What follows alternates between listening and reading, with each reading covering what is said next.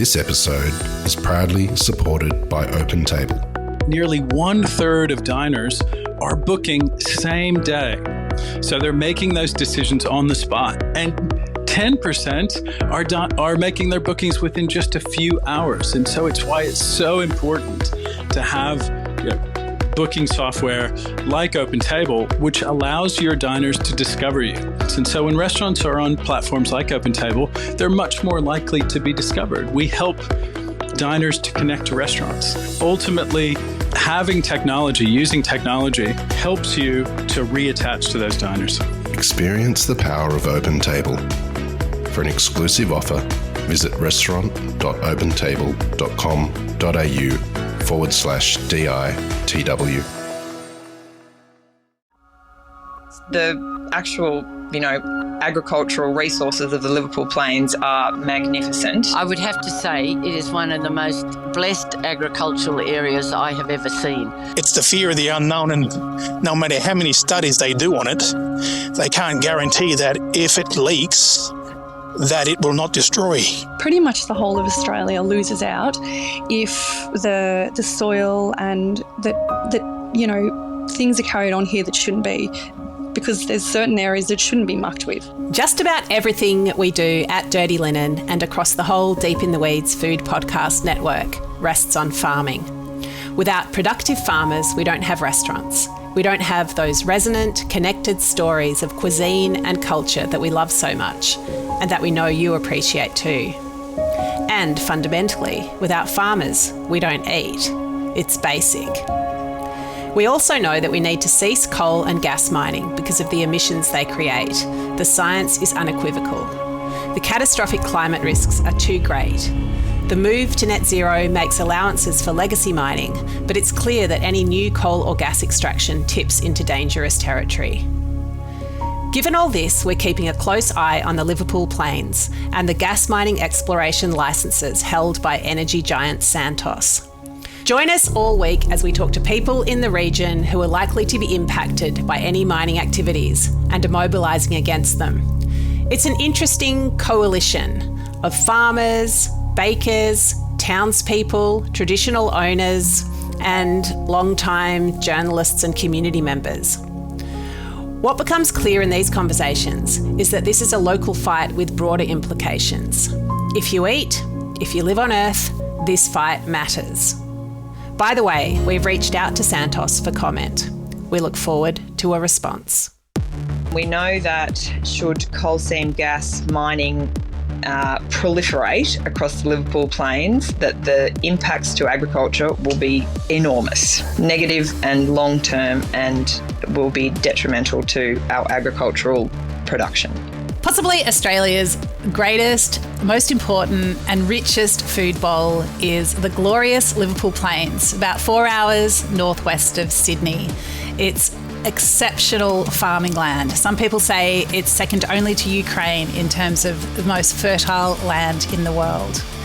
Mining has also been part of the picture in the Liverpool Plains for decades, but probably for most of this century, locals, an interesting coalition across farmers, traditional owners, townspeople, producers, bakers, CWA, SCON activists have gathered together to fight off mining giants, including BHP and Shenhua, who have been in the area interested in the coal that lies underground.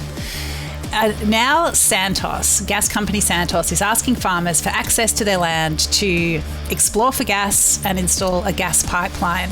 Their licences came from the New South Wales government, but this same very organised and savvy community, farmers, bakers, politicians, don't quite trust Santos when they say that any coal seam gas mining they undertake will not threaten the underground aquifers, which are a big part of what makes this land so rich. There are two main projects they're talking about, the drilling for gas and the gas pipeline, but the whole project or series of projects is shrouded in a sort of multinational mystery, a veil of secrecy. Our guest today is Kate Gunn, farmer, activist, part of the Liverpool Plains Action Group, and someone who's very passionate about the region. Kate, welcome to Dirty Linen. Hello, and thank you.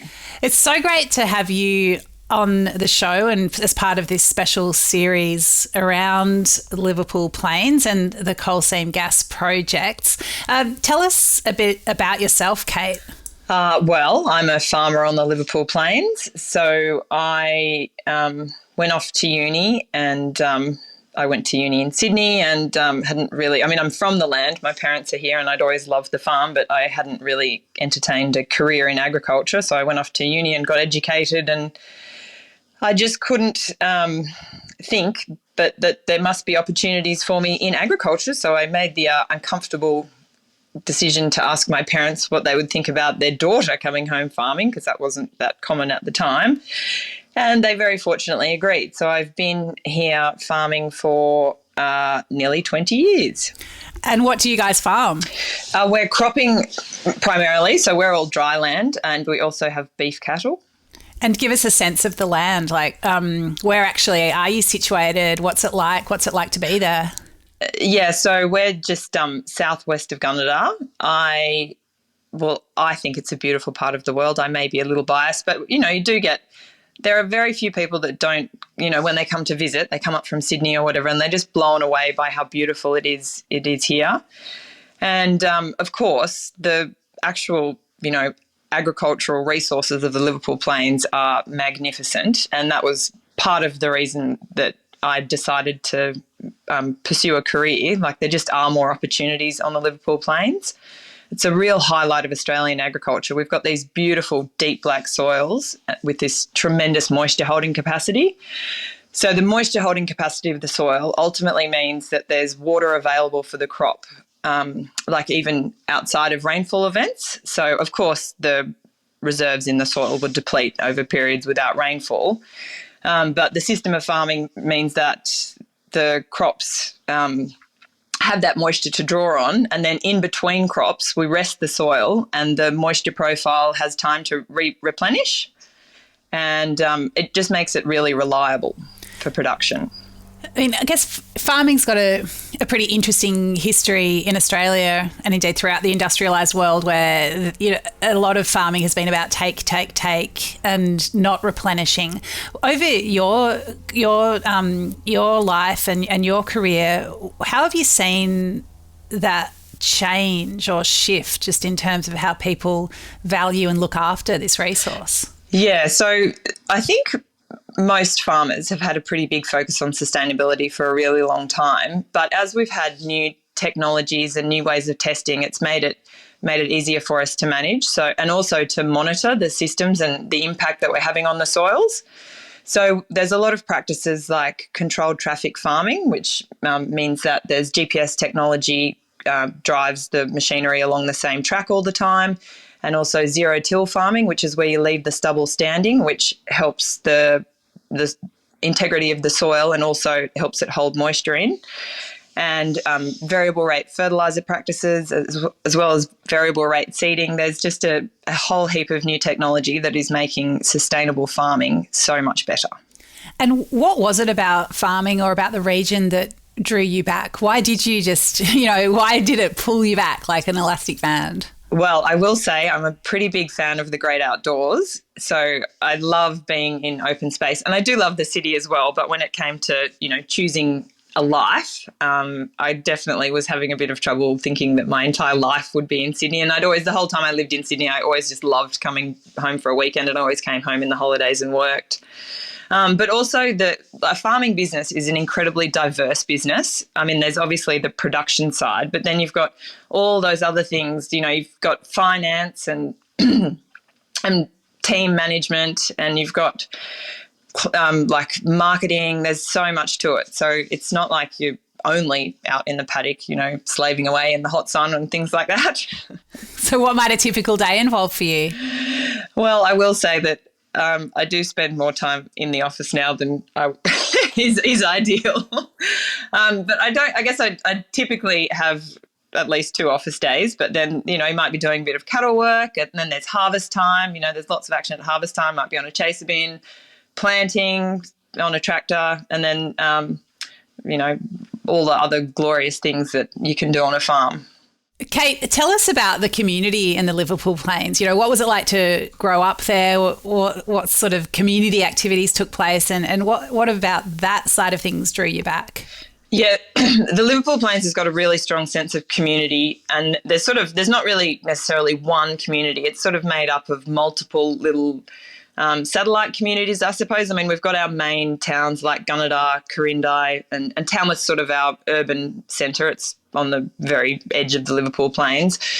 But there's all these little villages like Springridge, Mullally, Breeza, Kaluas, Prima, and they just have, they have a school and a pub and a post office, and the people around them are just so committed to making sure that those things keep going that you just get a really wonderful sense of community. And also, like, because of the reliability of the Liverpool Plains, it also makes it a more attractive place for young people to come back to. So when I was growing up, there was the millennial drought, and there was a lot of farming parents saying to their kids, don't come home. It's too hard. Not that the Liverpool Plains doesn't experience drought, but it's just more reliable. Having a more reliable production farming system makes it easier to have stronger communities. Well, Kate, tell us about mining in the region, because it's long been part of the picture. How does it intertwine with the agriculture on the Liverpool Plains? So the Liverpool Plains, well, like Gunnedah has a very, very long and important history with mining, and there are a number of coal mines to the north and northwest of Gunnedah. And I guess if you talk about the Liverpool Plains, the entire sort of subcatchment, there is a lot of mining in there, but then there's sort of this more to the southeast of Gunnedah, I suppose, or of Boggabri, really, from Boggabri southeast. It's got a fundamentally different, like, the groundwater resources mean that there's a lot more irrigation and there is a lot more of that flat black soil. So it's a particularly high producing area. And also that means that the water, like the underground water resources, are more vulnerable to damage, and there's a high level of interconnectivity. So, one aquifer here is actually connected to another aquifer over there. Therefore, damage to one impacts the other. So that is the reason, that interconnectivity of aquifers is the reason that the proposed BHP mine at Karoona and the proposed Chenois mine at Breeza were not allowed to go ahead, or a significant contributor to the reason anyway, was that interconnectivity between aquifers. So it was, irrefutably shown by some work that Professor Ian Ackworth completed, that the groundwater modelling that had been put forward by the proponents for those projects was totally incorrect, because that modelling relied on the assumption that there was no interconnectivity. So once that fundamental assumption in that modelling was shown to be incorrect, the entire water modelling was then redundant. And how perilous is it for that water to be, if that water was poisoned, I guess, like if it was contaminated, what impact would that have on the region? Well, there's two very concerning impacts to water. One is supply and the other is quality. So water is the lifeblood of everywhere, really, but particularly rural areas. So we are entirely dryland farming, but we require groundwater to live, to water cattle, and obviously to withstand periods of drought. So water should be always looked after. It is the most precious resource we have. With coal seam gas extraction, in the process of actually extracting the gas, what they do is they dewater the aquifer to then release the gas. So they're actually extracting huge amounts of water to get the gas. And that means that will then impact far and wide around it. As the groundwater resource is depleted, it will mean that the shallow aquifers, which is so there's different aquifers underground, but they are connected. So the shallow aquifers will drain down into the deeper aquifers, meaning that the farmers that have bores that they just use for stock and domestic, which are usually the shallower ones, they will drain and then they will not have water available to them. And Ian Ackworth predicts that, with coal seam gas extraction combined with current extraction, that the water resources could be pretty much entirely depleted by 2040. And that is really, really terrifying. So what are the different forces at play? Because when you say it like that, Kate, it seems pretty obvious that this just shouldn't happen. So why is it even a possibility? Well, that is a really good question. It does seems to me just absolutely crazy. I think it's got to do with so Emeritus Professor Ian Ackworth, he's a hydrogeologist. He has, he sort of says that it's due to the disconnect between, say, the Department of Mining or Resources and the Department of Agriculture and the Department of Water. They don't necessarily talk to each other, and nor do the hydrogeologists from the mining industry or the agricultural industry. So there's this sort of disconnect. And also, if there's been models put forward that make certain assumptions, and then there's, like, say, with groundwater modelling, so there's assumptions have been made, but they're actually incorrect, but no one's actually, put forward a paper to show that they're incorrect, then the information just keeps piling on top of these incorrect fundamental assumptions that ultimately leads to very bad decisions. So tell us about your work and the Liverpool Plains Action Group. Like, who is it? What are you fighting for? We are fighting to protect the Liverpool Plains so that the Liverpool Plains can be the wonderful agricultural area that it is for a very, very long time, in perpetuity, really. We know that agriculture on the Liverpool Plains is sustainable, and there's been farmers producing here for hundreds of years, and we know that that can continue for hundreds of more years. So that is ultimately what we're fighting for, and we know that should coal seam gas mining proliferate across the Liverpool Plains, that the impacts to agriculture will be enormous, negative and long-term, and will be detrimental to our agricultural production. So, these lands are privately held by farmers for the most part. What's the legality of exploration on these lands? Like, can farmers simply shut the gate and then Santos doesn't come in? So what Santos they just recently did some exploration just near where I live. So they did exploration on the public road side. So I presume that's not farmers' land. So they just submit their paperwork to the department and get a tick. And they also seismic tested through the Wondabar Conservation Area. So what they do in quite a few places is they they start in a state forest and obviously get permission from the government to commence coal seam gas extraction on land that's not privately owned, and then it just sort of spreads from there. In terms of farmers denying them access for exploration, they haven't, in our area here, they haven't actually tried to come onto farmers' land for exploration purposes yet, but you do have the right to say no, but eventually, they can then take you to, I think it's first mediation, and then if you still refuse, then they can take you to arbitration, at which point access can be imposed on you, and then you can, if you're still wanting to fight that, you then take that to the Land and Environment Court. Wow, because as I understand it, like the farmers own basically like what's on top of the surface, and then what's under the surface is sort of up for grabs, and the government is able to grant licenses for exploration and extraction. Is that right? Yeah, that's correct. And say with a coal mine where they obviously need the top part as well, or mostly, with an open cut coal mine, they need the land area on top as well. So they then have to go and purchase the entire area.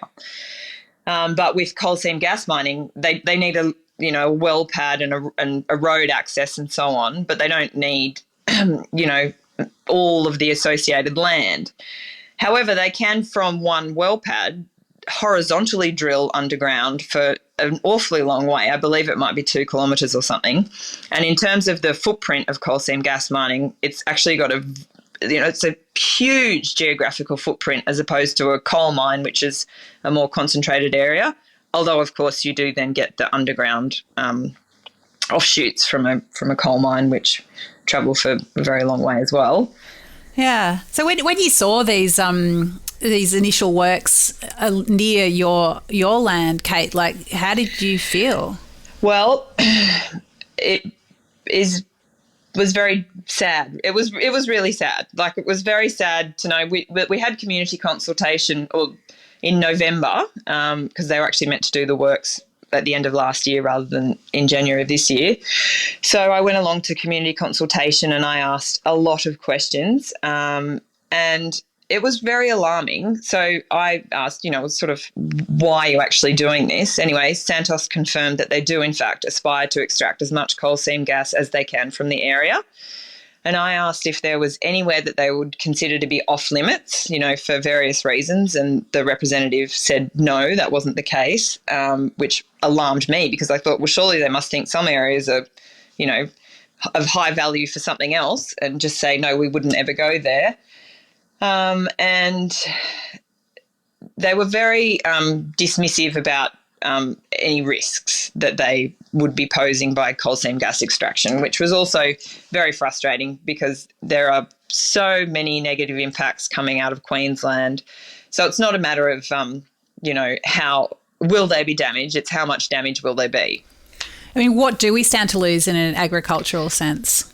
Well, the water resources and the impacts of it. I mean, all of it depends on how bad it really is, but the impacts of like dramatic decreases in the supply of groundwater and the contamination would be absolutely massive. Like, I don't think it would be really hard to live in many parts, like in many rural areas, without clean groundwater. And then, of course, there is a vast amount of information coming out about the health impacts of people living near gas fields.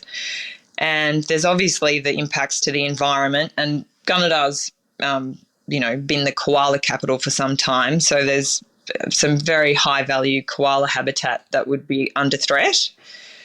And just in terms of agricultural productivity, if they're, underground drilling and there could potentially be subsidence on the top, if you know what I mean. So they would go along horizontally under the ground, extract water and gas, and then the top of the soil, which is where we farm, can subside. And this is happening in Queensland. And what that means is that, our farming systems now, they're all highly efficient.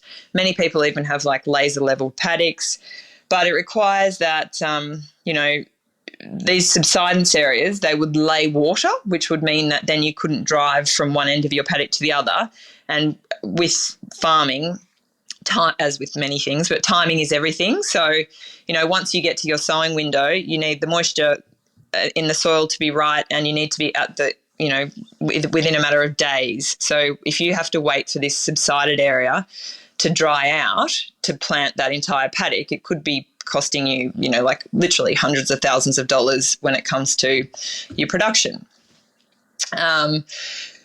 There's also insurance companies are not comfortable really with insuring coal seam gas infrastructure on farms. So some have said that they actually just won't insure the farm. Some have said they'll insure only the farm, but not the CSG infrastructure or any activities or, events resulting from that activity. And as you know, with insurance and unexpected events, that leaves a pretty grey area, because if you do have some, weird event that you can't even think was going to happen yet, and then it always comes back to, well, who caused it? Yeah. So look, there is a lot of negative impacts, and they are broad and long term. And you're joining with other locals to fight this. Who are you fighting? Like, where there's a new government in New South Wales, there's a government that's been in office for almost a year federally. Like, who is with you and who is not? Who is with us? I believe that we have quite a wide range of support from right across Australia. So when I I represent grain growers on the National Policy Group of Grain Growers Limited, which is a federal industry body for the grains industry. So I do get a bit of, get to chat with farmers from right across Australia several times a year, which is wonderful. But they just cannot believe that the Liverpool Plains would be subject to coal seam gas mining. It is just unfathomable to farmers like right across Australia. I think we've got a lot of support from anyone that's concerned about climate change, because the greenhouse gases that are going to be released into the atmosphere from this entire coal seam gas project are disgraceful. And what are we fighting? So the problem stems really from the New South Wales Future of Gas statement that was released in 2021. So it was released just shortly after John Barilaro came up and stood on the Liverpool Plains and proclaimed there would be no more mining on the Liverpool Plains. So that is a very large part of the problem. And obviously the government, I don't know that came from the government, and it is the government's policy, although it's a new government now. I guess it's an existing policy that I believe needs serious review, because no one seems to know where it came from. I mean, someone must, but there was no consultation done with the community. There was no consultation done with local government. So it is really a mystery as to who thought that was such a good idea. And then obviously we're fighting Santos, who is the proponent for the Narrabri gas project, as sort of the starting point for this entire gas proliferation, and the Queensland Hunter Gas Pipeline and the Narrabri lateral. And you mentioned that Santos came and engaged in quote unquote consultation, but it doesn't sound like it felt very consultative. That it more felt like a bit of a whitewashing exercise. Is there a hotline? Like, have they given you someone to chat to? Oh, they gave us an email address, and I did email them several times after that. And, I was just really emailing them asking when they were actually going to be doing the works, and I found them to be incredibly unresponsive and unhelpful. For example, we were in the middle of January, and I emailed asking when the works were going to proceed, and they said, they thought later in January. It was, they surely would have had work crews organised and people lined up to actually conduct the work. I mean, they knew when it was going to happen. And then they just came and did it. Yes. So, and they the first day, like, I was driving into town to drop my 4-year-old to daycare. So it was, I don't know, about 8 o'clock in the morning or something. And there was just like this convoy of 25 vehicles and trucks, and all with their lights on, which is quite unusual for our otherwise pretty quiet road. So it kind of felt like we're here. It was like the army coming out. Yeah. Yeah, that is not the farming idyll that you returned from Sydney for. Yeah, and so then that was on a Monday, and so they continued. That was on Monday the 23rd, so they continued through that week, and then on the Saturday afternoon, they were on like a road, a very quiet road, sort of like a dead-end road, and some of the farmers, who are my neighbours, they just couldn't stand it, so they actually bailed up the seismic trucks just by parking in front of them. So they couldn't, the work hours were only, they couldn't work after dark anyway. So they bailed them up for a few hours there on the Saturday afternoon, and then, said, well, called around and said, can everyone come and help us. So Sunday morning, lots of us went into the forest. It was just on the corner of the Wandabar Conservation Area. Lots of us met there and had a cup of coffee, and we didn't really know what we were going to do, but we didn't want the trucks to keep going and we wanted them to know that. So anyway, we were just chatting away, and then the police arrived. So Santos had called the police. They hadn't actually come down, or there was a couple of the Santos people there, but they'd told their workforce to wait up the road. So we didn't actually even know they were trying to go to work. We just thought they weren't really doing anything yet. Anyway, next thing the police arrived and pushed us all off the road, and there was a bit of a kerfuffle, but yeah, that was also very sad. I mean, there was entire families, including my own, kids, grandparents, everyone, and they just called the cops and pushed us out of the way. I mean, and presumably the police are in the community as well, like probably half of them are related to the people in the blockade. I don't know that, but I did feel bad. I mean, I don't think the police found that a very fun job. Yeah, and I felt bad for them. It's a very awkward situation. They do need to uphold the law, but it's a tricky one. I mean, we know that about 70% of Australia's gas is exported anyway. I mean, did Santos talk about any benefits to the community or to Australia from the work that they wanted to do?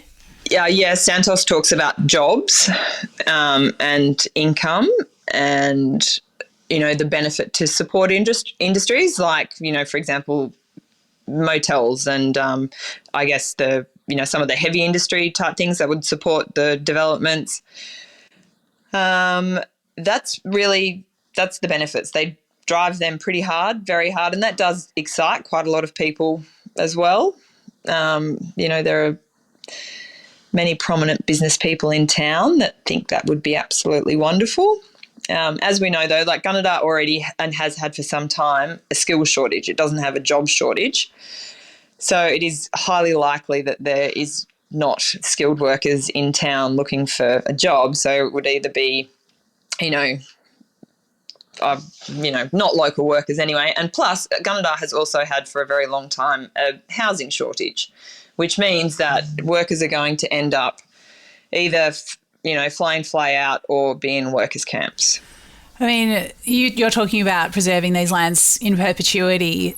Does it sound a bit like short-term thinking versus long-term thinking? Oh, it is absolutely short-term thinking. I know 30 years sounds like a long time, but it's not. It's not a long time. It will be been and gone in 30 years, and there'll just be this trail of negative impacts that will linger for generations, centuries. So, Kate, what do you hope for the future? You've got a 4-year-old. They may want to become the next generation on this family farm. What's the grand vision? What's the good outcome of all of this? What does it look like? So there is currently no meaningful protections for prime agricultural land, either at a state or federal level. So prime ag land can be really hard to define, and it can change over time. However, there is actually no protections. And this does seem utterly ridiculous, since there is only a very limited supply of prime agricultural land in the world, let alone Australia. And it just seems crazy not to protect important food growing regions. So what we need is immediately here, we need the petroleum exploration licenses extinguished from this area, and ultimately long term we need legislation that does more to protect agricultural resources for the generations of the future. And I mean, to be clear, we're not just talking about feeding Gunnedah. This food goes right around the country, doesn't it? Yeah, right around the country. And I mean, Australia is a net exporter of food. We produce much more food than we need, but that's actually important in terms of global food security, because there are so many nations that can't even begin to produce as much food as they need. Obviously, there's still a significant poverty problem globally, and these are important issues. Yeah, and this is important food. Yeah. Kate, thank you so much for laying it out for us so clearly and passionately. Really appreciate you fighting the good fight. I feel like you're fighting it on behalf of all of us, so thank you. Well, thank you for having me. And we feel like we're fighting it on behalf of everyone too. We feel like it is just, it has to be done, even though it's exhausting, and I would much rather be parenting than protesting, but it's really important. Absolutely. Well, thank you. This is Dirty Linen, and I'm Dani Valent. We air the issues that the hospitality industry finds hard to talk about, hearing from different people with unique perspectives. We want to hear from you as well. If you have something that needs to be said about a topic, get in touch so we can include your perspective. Contact us at dirtyLinen@deepintheweeds.com.au or hit us up on Insta at Dirty Linen Podcast. We can't wait to hear from you.